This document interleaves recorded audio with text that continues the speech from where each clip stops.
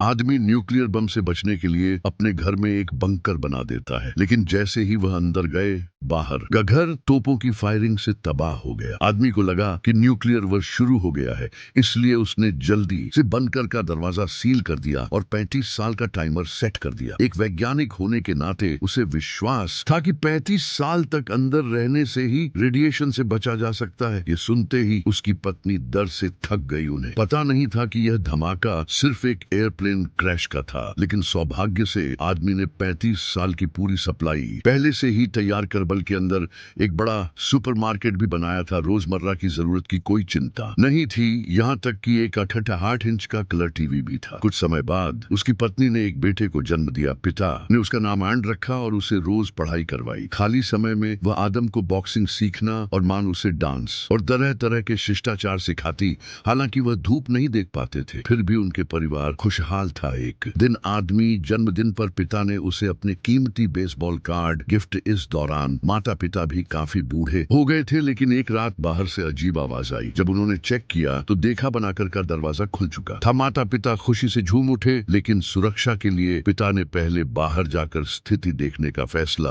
किया। जैसे ही वह ऊपर गए, उन्होंने पाया कि उनके घर खंडहर बन चुका था। सड़क पर पहुंचकर वह हैरान रह गए। उन्होंने देखा कि लोग कचरे के डिब्बों से खाना खा रहे हैं। वह तुरंत वापस बनाकर लौट आए और परिवार को बताया कि बाहर के लोग मुटेड हो चुके हैं, बाहर जाना खतरनाक है। लेकिन तभी पिता के लिए दवाई लाने और जल्दी पोता पोती देखने की ख्वाहिश में माँ ने आदम को बाहर जाकर पत्नी ढूंढने के लिए कहा।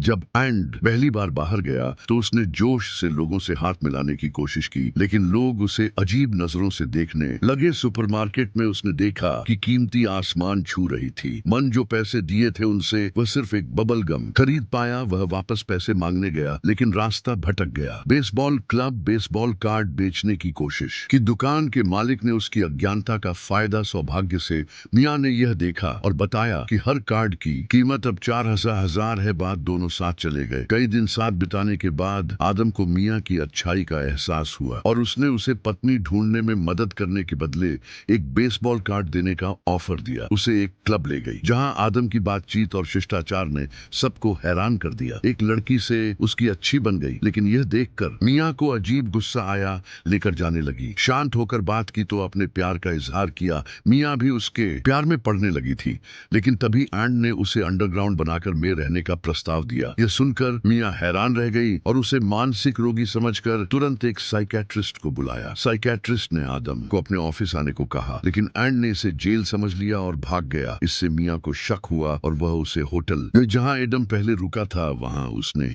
एक चौंकाने वाली बात पता की।